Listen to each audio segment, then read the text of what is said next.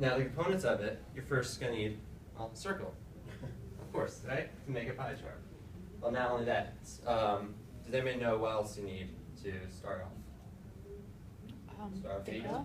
Data, yeah, so we need data. Pie? I wish. But yeah, you're right. So I should have mentioned that. We have data. We need a circle. And now next thing we need is a title. The title gives information what people, if somebody's looking at it, they can get a general idea of what the graph is going to be roughly about. Next we're going to need is a way to distinguish like the portions of the graph. We'll be using a legend. And what legend consists of is labels, which are also samples in the science world, as well as values. And the values have to be in percentages because you're thinking of the whole pie as 100%. So to break it up, you have to have you can have one data, but that's going to be like 100%. If you have two data, you have to break it up. In this case, I've split half-half. So you have to mark on the pie chart which value, which sample, and what's their values in each section. So a reader can be able to distinguish what part of the pie the data is corresponding to. And you can continuously add data to the pie chart. How many times, and based on that, it will fluctuate. Now, it's also important that if it's not giving you percentages, you have to be able to convert it to percentages. Now, let's use an incident. 10 people in a classroom, six of our dudes and 4 are girls. Now, let's just say you want to figure out the percentage of guys in the classroom. I'm going to call Nicole. Okay. What would go on the top number if you're figuring out how many boys are in the classroom? 10? Oh, 6, because you have 6 boys, yes. Yeah, there's 6 boys in the classroom. So that's the number of students in this case. The number you're trying to find will be on the top. The bottom will be the total number. And how many students are in the classroom? 10. Not in this classroom. Yeah, right, 10. In the hypothetical problem, 10. To do that, you're going to get a little decimal. And to get a percentage, you have to multiply it by 100. But if you have multiple different samples, you got to make sure that that after you go through all the math, that they all equal to 100. If they don't, then you may have made a slight mathematical mistake. So you have to go through the whole thing and figure out where you messed up at, because they all have to equal 100%. Now, based off of that, we're going to do a little practice problem. The makeup of the Earth atmosphere is 78% nitrogen, 21% oxygen, and 1% gas. Tom's going to write on the pie chart, and I want each group, you guys are broken into little groups, I want each group to tell what needs to be added to the chart. So let's start with this group right here. What's one thing that needs to be added to the chart to make it, I guess, a complete chart? Title. A title. Okay, what would you like to name the title? Composition of Earth's atmosphere. Yeah. I think that's a beautiful title. We got one step completed. Now, this group, actually. What would be next? Legend? Okay, what would the legend be composed of? Nitrogen, oxygen, gases. Okay, as well as what? Percentages. Yep, nice. So would you like to read off the percentages as well as the labels? 78%, 78%? 21%, and 1%. Of, yeah. And Tom, catch up a bit. I got it. You got it? Okay. And we're going to actually have a volunteer to come up and split the chart from this third group. So who would like to cut the pie? Oh, You really want to. now you Well, really let's- don't. Sorry. Okay. Now you can do this using just eyeballing it. That's just eyeballing it, or if you use a graph online, which you can. If you use a graph online, then it can be very specific. It will be able to. You can get very precise measurements, but if you're just eyeballing it, as long as it looks like the data, it'll be fine. And make sure you label what each section is.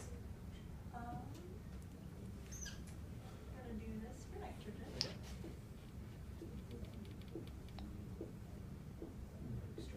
Practice. And oxygen will be polka dots.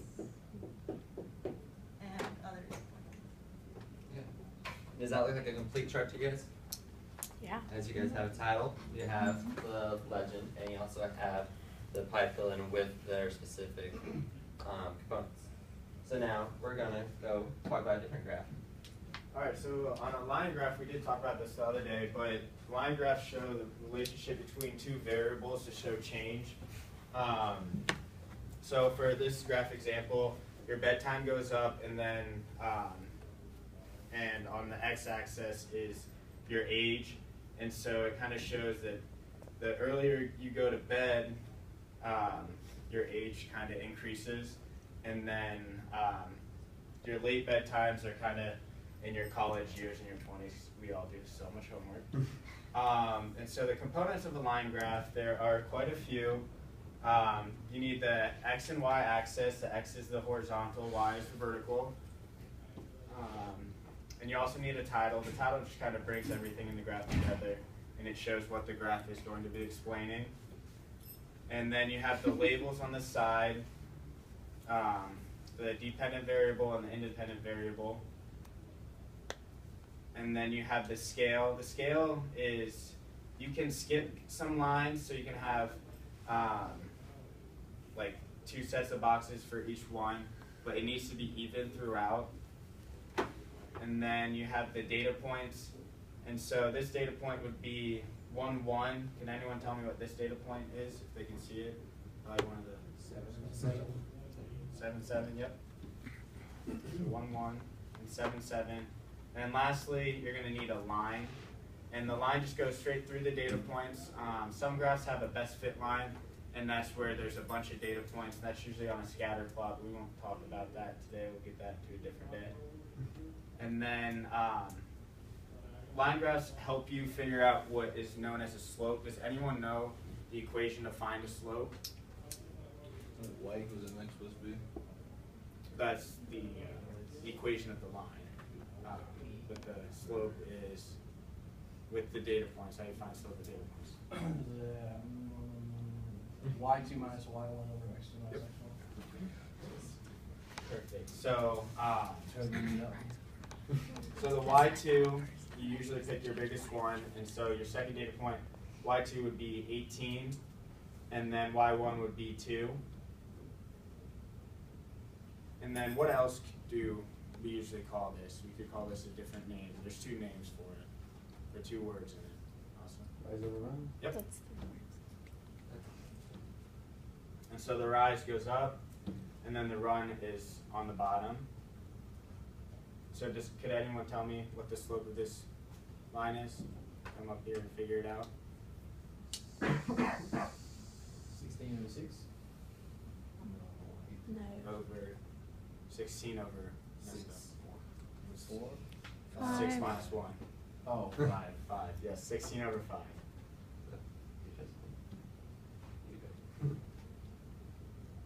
As you do 18 minus 2, and then you have 6 minus 1. Alright, now I'm going to talk about bar graphs, which most of you should be pretty familiar with. And we use bar graphs to compare 2 different types of groups of things. If you can see this graph here, it's the usefulness of weapons to fight zombies for any Walking Dead fans out there. And so down here you can see that there's different types of weapons, so that would be considered our group. And then you can also use a bar graph to compare a trend over time. But that's best used when there's a really long period of time that you're covering rather than just like shorter increments. Alright, and then the components of a bar graph is pretty similar to a line graph and a pie chart. You're always going to want to have a title. So for this one, the chart that they had is their favorite types of apple. And then you're going to have the key, and they're measuring the boys versus the girls in the class. You can see boys are the red and the girls are the orange there. And then you're going to have your y-axis going vertically, and then your x-axis going horizontally. And then you're also going to want to have labels for everything. So you can see here that this is the number of the votes that they have versus the types of the apples, red, green, or yellow. And then to tie this more into the business world, I wanted to show you a real-world example that I pulled off of the Census Bureau. and this is showing population trends based off of from 1950 and then to 2050, and this is just projecting what the population might be. So you can see it's slowly going up, up, and up. Can anyone tell me why that might be useful information to know? Why it's important to know how our world's going to be changing in the future? Yes, thank you. So we know how much food we'll need. Good, that's a really good one, yeah. I know a lot of issues coming up right now are maybe, you know, with everyone growing, they're losing farming land, and that's a really good point, yeah. Molly? Like in China, how they don't have room for anybody to like live anymore. So they're telling people like you can't have kids, so the population doesn't grow. Yeah, exactly. How diseases spread? Also really good. Yeah, so I mean, this is just one example of how population, and based on that graph, you can get so much information from it. Alright, so now we want everyone to get into 3 different groups. I think you could probably stay at your tables right now, there should be enough there. Alright, and then you guys have, you should have a worksheet that has a Venn diagram on it. Oh, I was like, no, I don't. Alright, so now I want you in your groups to work on comparing and contrasting the 3 different types of graphs that we worked on. I want you to find the similarities and the differences in what all 3 I have wrote it all in down, common. guys. Does anyone else need to write everything down? So And then pie the information charts you could put could be anything are from great. different components of each of the graphs, maybe what they're used for. I just need to have They all a need percentage or whole. Yeah.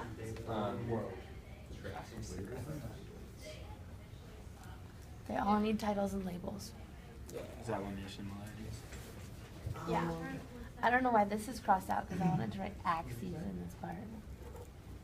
Between bar and We're looking for the line. major difference, not the similarities between just 2 of them. So just the major similarities that all 3 share. Well, a pie chart, okay, now I'm alright, pie chart doesn't have axes. Because that's true, still. Axes is with an E, right? Or is that axes? I feel like that's Ax. Axis, yes. No, that's not how you say it. XI. Axi. What else we got? Bar graphs show like frequency, and line graphs show like What? trends. Gotta work together. Yeah.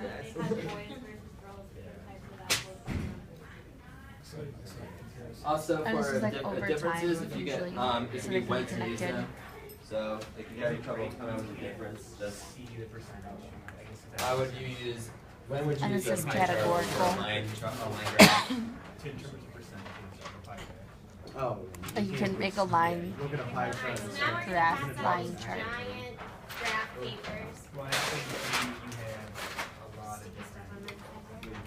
them. That means that you're writing. Just don't do anything with this, the big graph thingy, okay? And don't pick up What the else? papers. Yeah, they're better for So, that's sticky stuff. Thank you. There's a group of 300 there, so. Is the sticky side up? That's Nope. LOL. And then you're also getting a worksheet here. It's supposed to be This worksheet has No. 3 problems on it, Yeah. but you guys are only gonna make a graph for one of them. So if you guys wanna do number 1, Molly's table, do number 2, Jess's table, do number 3.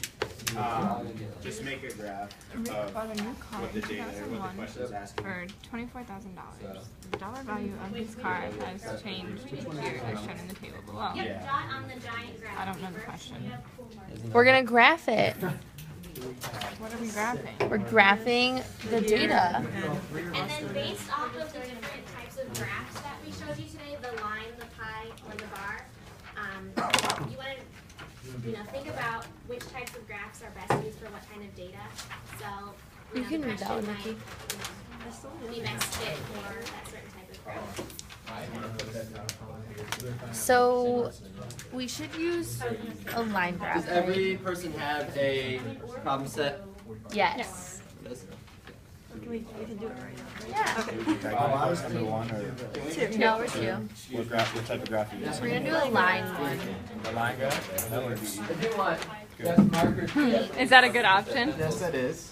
Okay, so we Do you know have why it's a line graph? Why are you doing a line graph? because it shows how one thing is changing over time. It's showing a trend. Yeah. Good. So we have 2001 to 2007.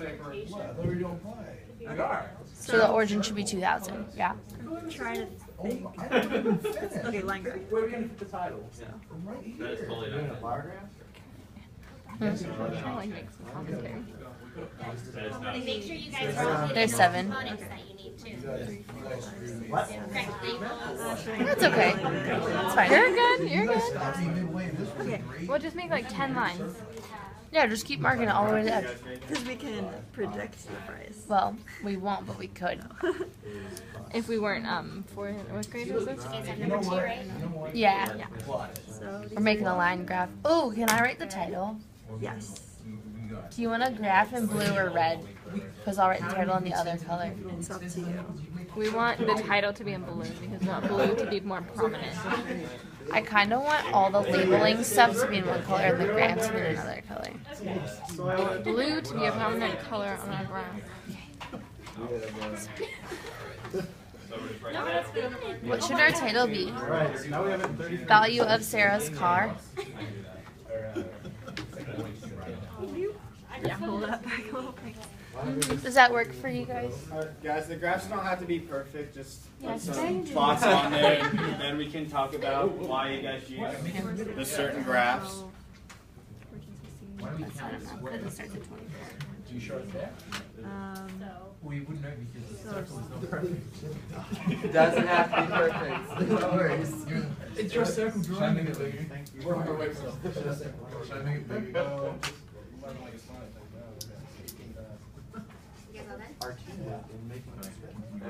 Yeah. Your guys' is too. I hope he was Sarah We after all he started collaborate. Why reading. did you guys decide to make a side graph?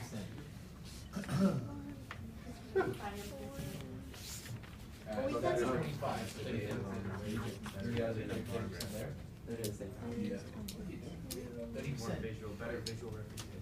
Whoa, you're doing the second one. What? Oh, we're on the second tier. You said do the. No, no. We have that. Guys. Hey, you. Guys. I think it's really. How's it coming? Oh. Do your signature. So There's 25. So yeah, let's do 45. do you want to write? Thirty is our second. That would be 75. So here's, I love it. that's 25. Okay. 45 and 30 Yeah, is you guys are finished up here? 75. Yeah. Okay, why don't you do? That's 75% of the graph. 7. That's 25% left. Should we What do you guys think? Straight connect. One more minute to wrap it up.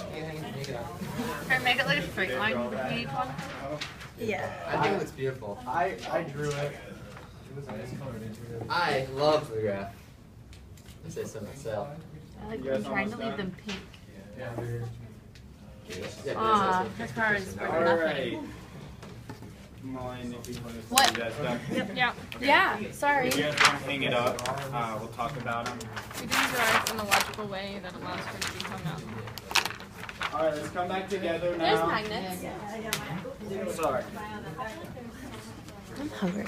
What's the papers? I know. I I'm deleted still all gonna the make it through when I get back. I didn't eat lunch. I'm not really Also, hungry. I just had Okay. a donut. One person from Justice Group, why'd you guys make a pie chart? We chose the pie graph because we thought it was the best to represent our data visually, I guess. Okay. Any other reasons? I like pie. That works. All right, how about girls group back there? Why'd you guys make a line? Cause it showed a trend in her card being less valuable over time. Okay, because you can see that rather than just like over a short period of time how it changes for a longer period. Mm-hmm.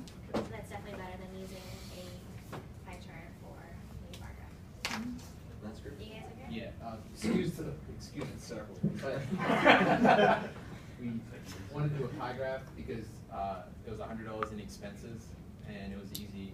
We would make percentages, and so we told you how much they're spending on each of the expenditure or the liability for the business. So it shows parts of a whole.